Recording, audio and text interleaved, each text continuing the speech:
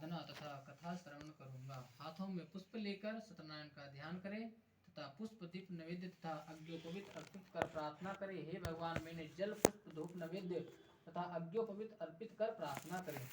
हे भगवान, मैंने जल पुष्प आदि समस्त सामग्री श्रद्धा व विश्वास पूर्वक आपके चरणों में अर्पित की है, इसके स्वीकार करें। आपको बारंबार प्रणाम है। जो से बोलिए सत्यनारायण भगवान की जय। एक समय पावन तीर्थ स्थल नेमी सारण में किसी समय एकत्र हुए आर्यावर्त के 88,000 महर्षि ने मुनि श्रेष्ठ सूत जी से कहा कि हे मुनि श्रेष्ठ, कलयुग में मनुष्य वेद विधान और धर्म विरुद्ध आचरण करते हुए पापों के गठरी के बोझ तले दबता जा रहा है। भगवान सूत जी के पास 88,000 ऋषि मुनि सब प्रश्न करते हैं सूत जी के पास, मुनि श्रेष्ठ, मनुष्य के कल्याण हेतु ऐसा कोई उपाय बताइए। 88,000 ऋषि मुनि सब सूत जी से प्रश्न करते हैं कि जिससे मनुष्य का कल्याण हो वैसा कोई उपाय कहिए कलयुग में, जिससे मनुष्य का उद्धार हो, जिससे मनुष्य को पुण्य लाभ हो तथा उसके जीवन में मंगल कामनाएं पूरी हो सके। तब श्री सूत जी ने कहा, हे ऋषियों, आपने विश्व कल्याण के लिए बहुत ही अच्छा प्रश्न पूछा है। व्यास जी बोलते हैं 88,000 ऋषि मुनि से, अब मैं उस मंगलकारी व्रत का वर्णन करूंगा जिसके संबंध में एक बार महर्षि नारद जी ने भी भगवान लक्ष्मी नारायण से पूछा था।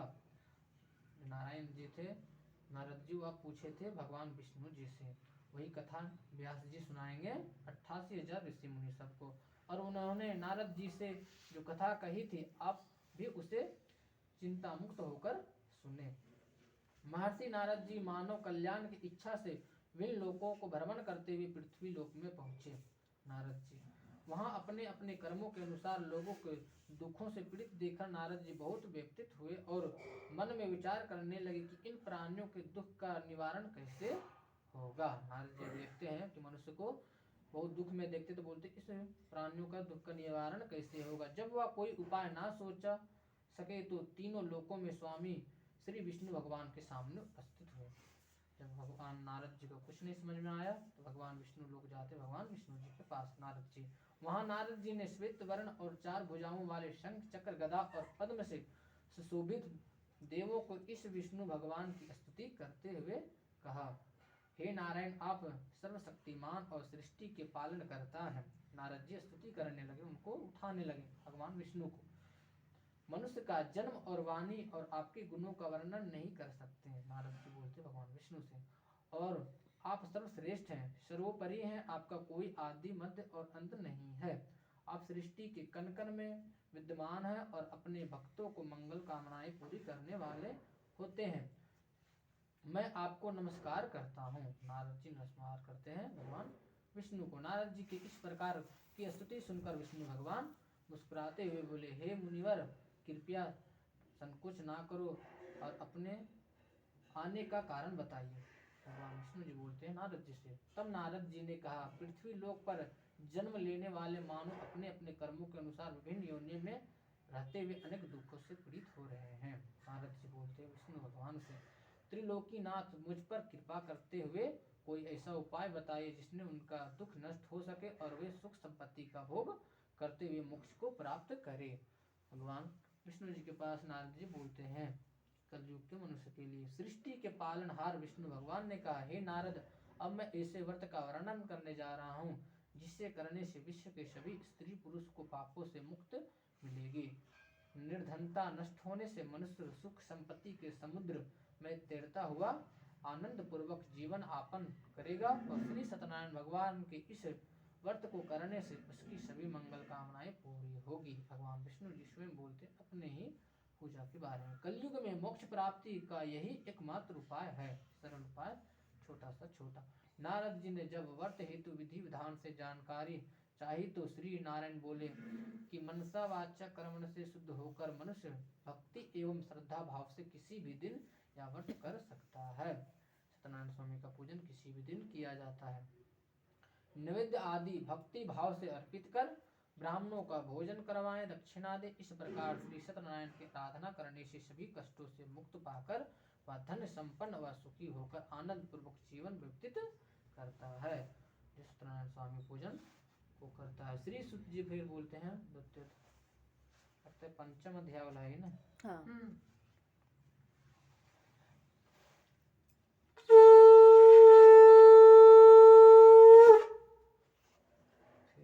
सुत जी बोलते हैं 88,000 ऋषियों से कि अब मैं आप सबको उस निर्धन ब्राह्मण की कथा सुना रहा हूँ। सुत जी यहाँ सुना रहे हैं कौन सी कथा, भगवान लक्ष्मी नारद और विष्णु का। सुत जी सुना रहे हैं 88,000 ऋषि मुनि सब एक निर्धन ब्राह्मण की कथा सुनाते हैं जिसने श्री सत्यनारायण भगवान का सबसे पहले व्रत किया था।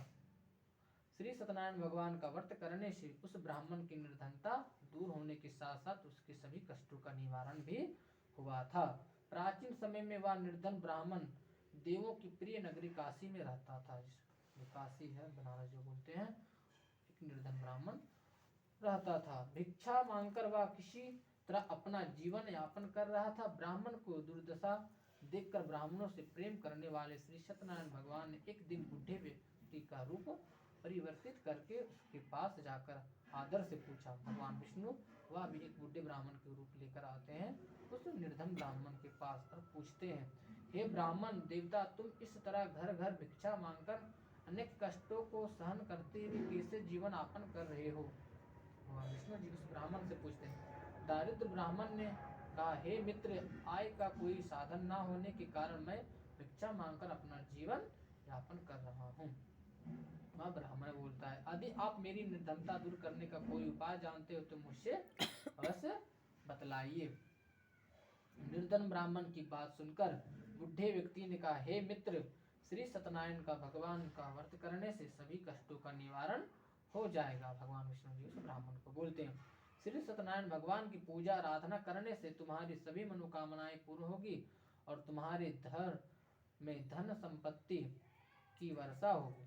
ब्राह्मण को व्रत करने की विधि बतलाकर सत्यनारायण भगवान वहां से आगे की ओर चल दिए और कुछ दूर जा चलकर अंतर्ध्यान हो जाते हैं। भगवान निर्धन ब्राह्मण ने बूढ़े व्यक्ति के द्वारा बताए गए व्रत को करने का निश्चय किया और उस रात उसे नींद नहीं आई। वह संकल्प ले लिया कि हम कल पूजन करेंगे और उसी सोच के कारण उस ब्राह्मण को नींद नहीं आती रात भर और वह व्रत करने के बारे में ही सोचता रहा और रात भर श्री सत्यनारायण भगवान का स्मरण करता रहा। प्रातः उठकर सत्यनारायण भगवान का व्रत करने का निश्चय करता हुआ निर्धन ब्राह्मण भिक्षा मांगने के लिए निकल पड़ा। उस दिन ब्राह्मणों को भिक्षा में बहुत ही धन मिला और घर लौटकर उसने अपने आसपास के लोगों के साथ श्री सत्यनारायण भगवान की पूजा करने वे उन्हें व्रत कथा सुनने के बाद सभी को प्रसाद देकर स्वयं भी प्रसाद को ग्रहण किया। वह ब्राह्मण कुछ ही दिनों में ब्राह्मण की निर्धनता दूर हो गई। उसके घर में धन धान्य की वर्षा होने लगी। अब ब्राह्मण ने हर महीने श्री सत्यनारायण का व्रत करने का निश्चय कर लिया। जब उसके पास सब कुछ हो जाता है तो वह ब्राह्मण जो हर महीना पूजन करने लगता है। फिर श्रेष्ठ मुनि, अब मैं आपको उन लोगों की भी कथा सुनाता हूँ। अब सुत जी यहाँ आगे की कथा सुनाते हैं जिन्होंने उस ब्राह्मण से श्री सत्यनारायण भगवान की कथा व्रत कथा सुनकर यह व्रत किया और उसने कष्ट दूर हुआ। उस ब्राह्मण के अलावा और उसने किया था वह कथा सुनाएंगे। सुत जी 88,000 ऋषि मुनि सबको। धन संपत्ति से संपन्न उस ब्राह्मण ने हर माह निमित्त रूप से व्रत करते हुए जब अगले माह श्री सत्यनारायण का भगवान का व्रत किया तो उस व्रत में बहुत से बंधु बांधव और मित्र सम्मिलित हुए और उसी समय जंगल से लकड़ियां काटकर लाने वाला एक बूढ़ा लकड़हारा वहां से गुजरा। उसे बड़ी तीव्र प्यास लग रही थी, अतः जल पीने की इच्छा से बूढ़े लकड़हारे ने लकड़ियों के गट्ठर को जमीन पर रखा और घर के आंगन में पहुंचकर उस ब्राह्मण से पूछा, हे ब्राह्मण देवता, आप किसका पूजन कर रहे हैं। वह लकड़हारा पूछता है ब्राह्मण से, इस व्रत को करने से क्या फल का लाभ होता है, इसका कृपा करके मुझे बतलाइए। बुढ़े लकड़हारे की बातें सुनकर उस ब्राह्मण ने कहा, हे मैं अपने बंधु बांधवों और परिचितों के साथ श्री सत्यनारायण भगवान की पूजा कर रहा हूँ। इस व्रत को करने से श्री सत्यनारायण भगवान की अनुकंपा से निर्धनता नष्ट होती है और संसार के दुखों से मुक्ति मिलती है। उस लकड़हारे को ब्राह्मण सुनाता है। ब्राह्मण से श्री सत्यनारायण भगवान के व्रत का वर्णन सुनकर बुढ़ा लकड़हारा बहुत खुश हुआ और मन ही मन सत्यनारायण भगवान का व्रत करने का निश्चय किया। वह लकड़हारा भी मन में ही निश्चय कर लेता है कि हम भी सत्यनारायण स्वामी का पूजन करूंगा। चलते हुए लकड़हारे ने मन में सोचा, आज लकड़ी बेचने से जो धन मिलेगा उस धन से मैं श्री सत्यनारायण भगवान का पूजा अवश्य करूंगा। ऐसा विचार करने से उस दिन लकड़हारे की लकड़ियों के अधिक रुपये मिले और लकड़हारे ने उन रुपयों से केले, घी, दूध, दही, गेहूं का आटा और शक्कर खरीदा। घर लौटकर लकड़हारे ने देवों की प्रिय काशी नगरी में श्री सत्यनारायण भगवान की पूजा की। वो लकड़हारा भी करता है। उस पूजा के उसके परिवार के आसपास के लोगों सम्मिलित हुए और श्री सत्यनारायण भगवान की पूजा और व्रत कथा सुनने के बाद लकड़हारे ने प्रसाद बांटकर स्वयं भी प्रसाद ग्रहण किया। सत्यनारायण भगवान की अनुकंपा से लकड़हारे के घर में धन धान्य की वर्षा होने लगी और उसकी निर्धनता दूर हो गई। और श्री सत्यनारायण भगवान की पूजा करते हुए लकड़हारा आनंद पूर्वक जीवन यापन करता है। वह अंत में मोक्ष प्राप्त कर वैकुंठ के धाम को चला जाता है। जब वह लकड़हारा का मृत्यु होता है इस जीवन में जाकर उस वैकुंठ की धाम को प्राप्ति को पाता है। हाँ सब्जी काटने बोली थी, सब्जी काट दी है खुशबू,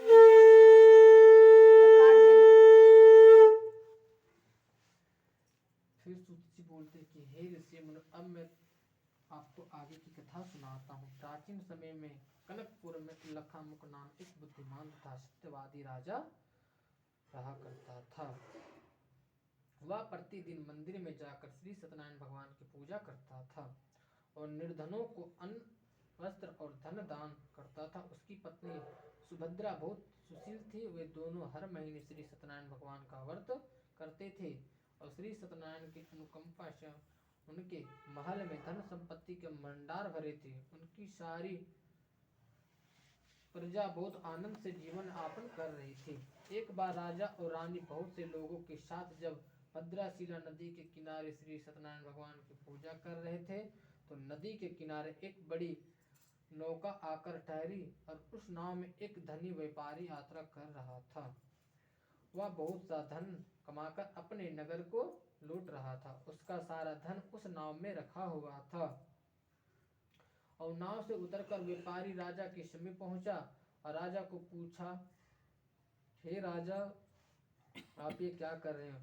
हे राजन, आप इन सब लोगों के साथ मिलकर उसकी पूजा कर रहे हैं। इस पूजा के करने से मनुष्य को क्या लाभ होता है? वह व्यापारी बोलता है उस राजा से। राजा ने व्यापारी से कहा, हम हर पूर्णिमा को सत्यनारायण भगवान का व्रत करते हैं और फिर पूजा अर्चना के बाद भगवान का प्रसाद लोगों को बांटकर स्वयं भी प्रसाद को ग्रहण करते हैं। सत्यनारायण भगवान की पूजा से निसंतान को संतान प्राप्त होती है, दुखियों को दुख दूर होते हैं। और राजा की बात सुनकर व्यापारी ने कहा, ही राजन, मैं भी सत्यनारायण भगवान का व्रत करना चाहता हूँ। वह व्यापारी भी उस राजा से बोलता है, कृपया मुझे इस व्रत को करने की विधि बतलाइए। राजा ने व्यापारी को सत्यनारायण व्रत की पूरी विधि बतलाई और राजा ने व्रत कथा सुनने के बाद व्यापारी को भी प्रसाद दिया और श्री सत्यनारायण भगवान का स्मरण करते हुए व्यापारी ने प्रसाद ग्रहण किया और वापस लौटकर अपनी पत्नी लीलावती से कहता है, हमारी कोई संतान नहीं है। कनकपुर के राजा लखामुख ने मुझे बताया है कि श्री सत्यनारायण भगवान का व्रत करने से, उनकी कथा सुनने से सभी मनोकामनाएं पूरी होती है। यदि सत्यनारायण भगवान की अनुकंपा से हमारे कोई संतान हुई तो मैं श्री सत्यनारायण भगवान का व्रत अवश्य करूंगा। वह भी संकल्प ले लेता है मन में, व्यापारी बनिया भी। और व्यापारी का ऐसा निश्चय करने से कुछ समय बाद लीलावती 10वें महीने उसने एक सुंदर सा कन्या को जन्म दिया। व्यापारी ने पुत्री जन्म पर बहुत खुशियां मनाई, लेकिन सत्यनारायण भगवान का व्रत नहीं किया। जब उसकी पत्नी लीलावती ने अपने पति से श्री सत्यनारायण भगवान का व्रत करने के लिए कहा तो वह बोला, अभी क्या जल्दी है, मैं इधर व्यापार में बहुत व्यस्त हूँ, मुझे अभी फुर्सत नहीं है। जब अपनी बेटी बड़ी हो जाएगी और उसका विवाह होगा तो मैं अवश्य श्री सत्यनारायण का व्रत करूंगा। अपने पति के वचन सुनकर लीलावती चुप रह गई और व्यापारी की कन्या कलावती शुक्ल पक्ष की चंद्रमा की तरह तेजी से बढ़ने लगे। पलके झपकते ही 16 वर्ष बीत गई। एक दिन व्यापार में बहुत सा धन कमाकर घर लौटे व्यापारी ने अपनी बेटी को सहेलियों के साथ उपवन में घूमते देखा तो उसे उसके विवाह की चिंता होने लगी। व्यापारी ने कलावती के लिए योग्य वर ढूंढने के लिए अपने सेवकों को दूर दूर के नगरों में भेजा। व्यापारियों के सेवक कंचनपुर नगर में पहुंचे। उस नगर में उन्होंने एक वणिक पुत्र को देखा। वणिक का बेटा अत्यंत सुंदर और गुणवान था। सेवकों ने वापस लौटकर व्यापारी को उस वणिक के बेटे के बारे में बताया। व्यापारी उस सुंदर लड़के के देखकर बहुत प्रसन्न हुआ और कलावती के विवाह बहुत धूमधाम से उसके साथ करा दिया। और दहेज में उसने वणिक पुत्र को बहुत सा धन दिया। कलावती का विवाह भी हो गया, लेकिन व्यापारी ने श्री सत्यनारायण भगवान का व्रत करना भूल जाता है और अपने पति से कहा, हे नाथ, अपने कलावती के विवाह पर श्री सत्यनारायण का भगवान का व्रत करने का निश्चित किया था, अब तो आपको व्रत कर लेना चाहिए। पत्नी की बात सुनकर व्यापारी ने कहा, अभी तो मैं अपने दामाद के साथ व्यापार के लिए जा रहा हूँ। व्यापार से लौटने पर श्री सत्यनारायण का भगवान का व्रत अवश्य करूंगा। वह हमेशा बोलता है और करता नहीं है। यह कहकर व्यापारी ने कई नावों से सम्मान भरा और अपने दामाद तथा सेवकों के साथ व्यापार के लिए निकल पड़ा। उस व्यापारी द्वारा बार बार व्रत का निश्चित करने और फिर व्रत न करने से सत्यनारायण भगवान क्रोधित हो जाते हैं और व्यापारी को दंड देने का निषेध किया। व्यापारी अपने दामाद के साथ रत्नपुर पहुंचकर व्यापार करने लगा। एक दिन कुछ चोर महल में चोरी करके भाग रहे थे। सैनिक उनका पीछा कर रहे थे। भागते हुए चोरों ने सैनिकों से बचने के लिए चोरी का धन अवसर पाकर व्यापारी के नावों में छिपा दिया। खाली हाथ चोर आराम से भाग गया और चोरों का पीछा करते हुए सैनिकों व्यापारी के पास पहुंचे तो उन्होंने व्यापारी के नावों की तलाश की ली तो उन्हें राजा का चोरी गया धन मिल गया। तब सैनिकों व्यापारी और उसके दामाद को बंदी बनाकर राजा के पास ले गए। बनिया और उसका दामाद को राजा ने उन दोनों को बंदी गृह में डाल दिया और उनका सारा धन ले लिया।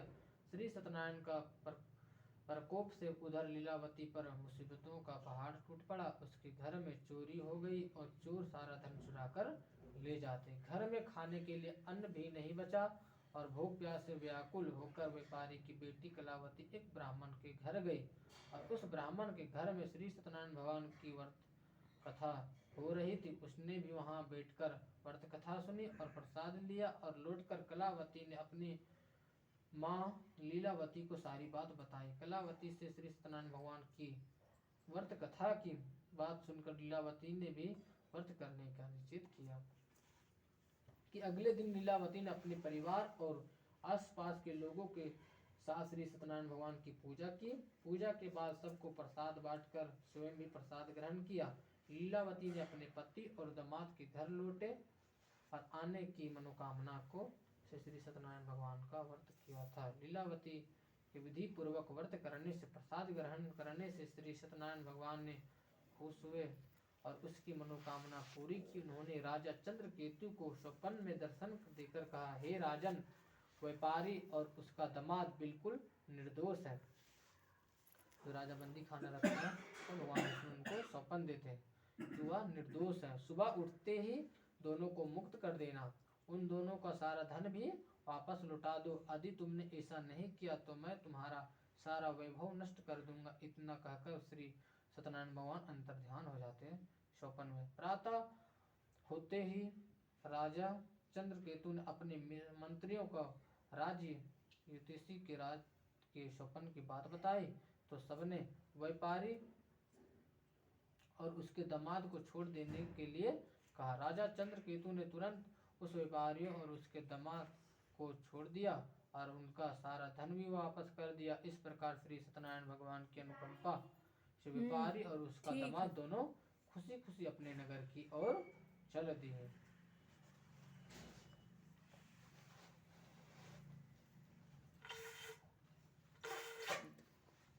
थोड़ा जल्दी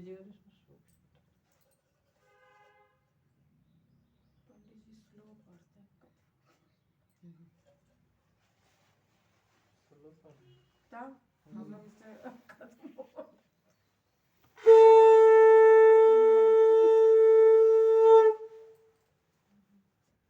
जल्दी जल्दी पढ़ देते तो बोलते पंडित जी जल्दी करके चले हैं। हमको अक्षर देखने नींद आता है, क्या पता। हमको भी लग रहा है पंडित मुझे अक्षर देख के पंडित जी की नींद आने लगता है, इसीलिए धीरे धीरे सच में हमको नींद आता है हमेशा, आजकल नहीं, हमेशा रहता ही। फिर सूत जी बोलते, उसी व्यापारी ने अपने दामाद के साथ शुभ मुहूर्त में नावों द्वारा रत्नासपुर से प्रस्थान किया। लंबी यात्रा करने के बाद व्यापारी ने एक नगर के किनारे नावों को रोककर भोजन किया और फिर दोनों विश्राम करने लगे। तभी सत्यनारायण भगवान साधु के रूप में व्यापारी के पास पहुंचे और पूछा, हे वणिक, तेरी नाव में क्या सामान लदा हुआ है? फिर भगवान स्वामी विष्णु जी परीक्षा लेते दामाद और बनिया को, किया सुधरा या नहीं। तो भगवान पूछते कि तुम्हारा नाव में क्या भरा हुआ। तो व्यापारी ने मन ही मन सोचा और दंडी साधु अवश्य ही कुछ मांगने की इच्छा से सामान के बारे में पूछ रहा है, वह कुछ सोचने लगता है। बनिया यह सोचकर व्यापारी ने झूठ बोला, हे दंडी स्वामी, मेरी नाव में तो बेल और पत्र पत्ते भरे हुए हैं। व्यापारी के झूठे वचन सुनकर सत्यनारायण भगवान ने क्रोधित हुए कहा, हे वैश्य, जो तुमने कहा वही सत्य हो। इतना कहकर सत्यनारायण भगवान कुछ दूर जाकर अंतर्ध्यान हो जाते हैं। उधर व्यापारी दंडी साधु को वहां से खाली हाथ लौटकर बहुत प्रसन्नता हुई, लेकिन जब व्यापारी ने अपनी नावों में बेल और पत्ते भरे हुए देखे तो वह जोर जोर से विलाप करने लगा और मन ही मन अपने झूठ बोलने पर प्रायश्चित करने लगा। रोते रोते व्यापारी मूर्छित हो गया और कुछ देर बाद जब उसकी मूर्छता नष्ट हुई तो वह फिर विलाप करने लगा। तब उसके दामाद ने कहा, आप इतना दुखी मत होइए, यह सब उन दंडी का साप के कारण हुआ है।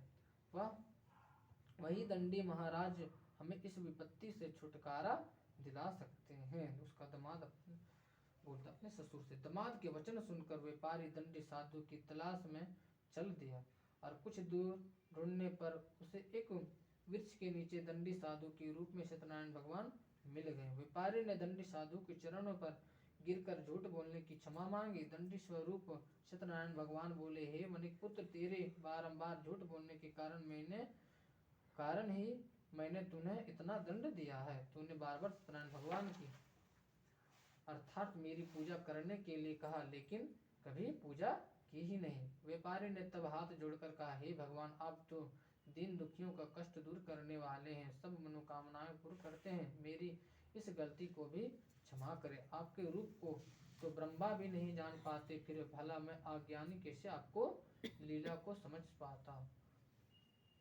अब मैं जीवन में कभी झूठ नहीं बोलूंगा। सत्यदेव श्री सत्यनारायण भगवान का व्रत और पूजा किया करूंगा और आप मुझ पर अनुकंपा करें। व्यापारी की क्षमा याचना सुनकर दंडी साधु ने उसे क्षमा कर दिया। उसी समय व्यापारी की नावों में भरे हुए बेल और पत्ते धान आदि परिवर्तित हो गए। व्यापारी ने अपने सेवकों के साथ अगले दिन श्री सत्यनारायण भगवान का व्रत किया करके उनकी पूजा की, सबको प्रसाद वितरित करने स्वयं भी प्रसाद ग्रहण किया। उसके बाद व्यापारी ने अपने नगर की ओर प्रस्थान किया। अपने नगर में पहुंचकर व्यापारी ने एक सेवक को अपने घर भेजा। सेवक ने उसके घर पहुंचकर लीलावती को सूचित किया कि उस समय लीलावती और कलावती दोनों ही सत्यनारायण भगवान की पूजा कर रही थी। पति और दामाद के लौट आने का समाचार सुनकर लीलावती ने पूछा पूरी करके प्रसाद ग्रहण करके बाद कलावती से कहा, बेटी, मैं नदी किनारे जा रही हूँ, तू घर का काम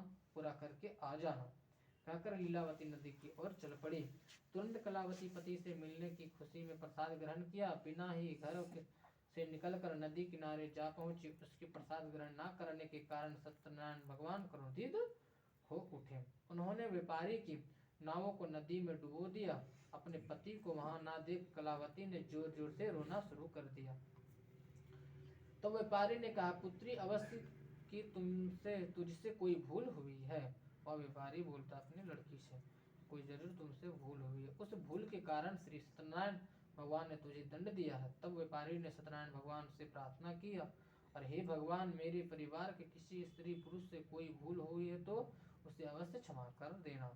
तभी आकाशवाणी हुई, हे वणिक पुत्र, तेरी कन्या मेरा प्रसाद ग्रहण किए बिना ही चली आई है। यदि अब घर पहुंचकर तेरी कन्या प्रसाद ग्रहण करके वापस आए तो उसे पति के दर्शन होंगे। और डूबी हुई नावों में भी जल के ऊपर आ जाएगी। कलावती ने वैसा ही किया।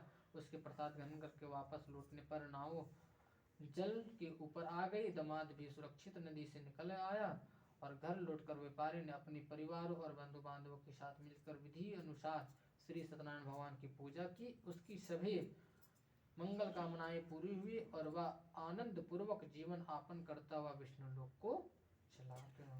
चौथा अध्याय समाप्त। पांचवा अध्याय।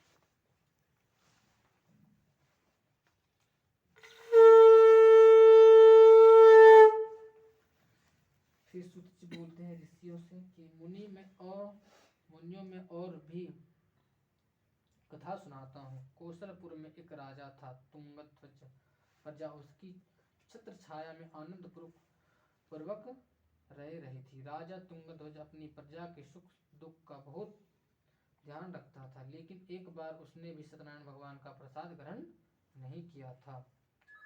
तब सभी को चिंताओं से मुक्त करके धन संपत्ति से भंडार भरकर प्राणियों को जीवन के सभी सुख देने वाले श्री सत्यनारायण भगवान ने राजा को प्रसाद ग्रहण न करने का दंड दिया था। एक दिन राजा तुंगध्वज जंगल में हिंसक पशुओं को शिकार करने निकला था। तेजी से घोड़ा दौड़कर शिकार का पीछा करते हुए वह अपने सैनिकों से अलग हो गए और देर तक हिंसक जानवरों का शिकार किया। अतः कुछ देर विश्राम करने की इच्छा से वह एक बड़ी वृक्ष के नीचे जाकर बैठ गया। समीप ही कुछ चरवाहे श्री सत्यनारायण भगवान की पूजा कर रहे थे। राजा उनके पास गुजरते हुए सत्यनारायण भगवान के नमस्कार नहीं किया। चरवाहों ने राजा को पूजा के बाद प्रसाद दिया तो राजा ने उन्हें छोड़ दिया। छोटे लोग समझकर प्रसाद ग्रहण नहीं किया और घोड़े पर सवार हो अपने नगर की ओर चल दिया। राजा जब नगर में पहुंचा तो देखा कि उसका सारा वैभव तथा धन संपत्ति आदि नष्ट हो गया है, सब खत्म हो गया था। श्री सत्यनारायण के प्रकोप से राजा निर्धन हो गया। तब राज्योतिषी ने राजा से कहा कि महाराज, आपसे अवश्य ही कोई भूल हुई है। अगर आप उस भूल को प्रायश्चित कर लेते हैं तो सब कुछ पहले जैसा हो जाएगा। राजा को तुरंत अपनी भूल का स्मरण करते हुए आया। अतः मंदिर में जाकर राजा ने श्री सत्यनारायण भगवान का क्षमा मांगी और उनकी पूजा की। पूजा के बाद प्रसाद ग्रहण करने से श्री सत्यनारायण भगवान की अनुकंपा से चमत्कार हुआ। राजा का खोया वैभव पुनः लौट आया। श्री सत्यनारायण भगवान की अनुकंपा से जीवन के सभी सुखों का भोग करते हुए अंत में राजा तुंगध्वज वैकुंठ धाम को गया और मोक्ष की प्राप्ति को पाया। श्री सत्यनारायण भगवान के व्रत पूजा को जो मनुष्य करता है उसके सभी दुख चिंताएं नष्ट होती है। उसके घर में धन धान्य भंडार भरे रहते हैं और संतानों की प्राप्ति होती है और सभी मनोकामनाओं को प्राप्त कर मनुष्य अंत में मोक्ष की प्राप्ति को पाता है, सीधे वैकुंठ धाम को जाता है। श्री सूत जी ने कुछ पल रुककर कहा, हे श्रेष्ठ मुनियों, श्री सत्यनारायण भगवान के व्रत को पूर्व जन्म में जिन लोगों ने किया उन्हें दूसरे जन्म में भी सभी तरह के सुख प्राप्ति हुए। वृद्ध सनातन जो ब्राह्मण था वह पूर्व जन्म में सत्यनारायण का विधिवत व्रत किया तो दूसरे जन्म में सुदामा हुआ था के रूप में भगवान की पूजा करते हुए अंत में मोक्ष की प्राप्ति को पाता है और वैकुंठ धाम चला गया। उल्लखा मुख राजा अगले जन्म में राजा दशरथ हुआ रूप में मोक्ष की प्राप्ति कर वैकुंठ गए। व्यापारी जो था वो मोरध्वज के रूप में जन्म लिया और अपने पुत्र को सारे से चीर कर भगवान की अनुकंपा से वैकुंठ की प्राप्ति किया। राजा तुंगध्वज अगले जन्म में मनु के रूप में जन्म लेकर भगवान का पूजा पाठ करते हुए लोकप्रिय होकर सत्कर्म करते हुए मोक्ष को प्राप्त कर वैकुंठ धाम को चले गए। और ऋषि मुनियों श्री सत्यनारायण का भगवान का व्रत और पूजा मनुष्य को सभी चिंताओं से मुक्त करके धन संपत्ति के भंडार भरकर अंत में जन्म जन्मांतर के चक्रव्यूह से मुक्ति दिलाकर मोक्ष को प्रदान सभी को करते हैं। जैसे बोलिए सत्यनारायण भगवान की जय, लक्ष्मी माता की जय।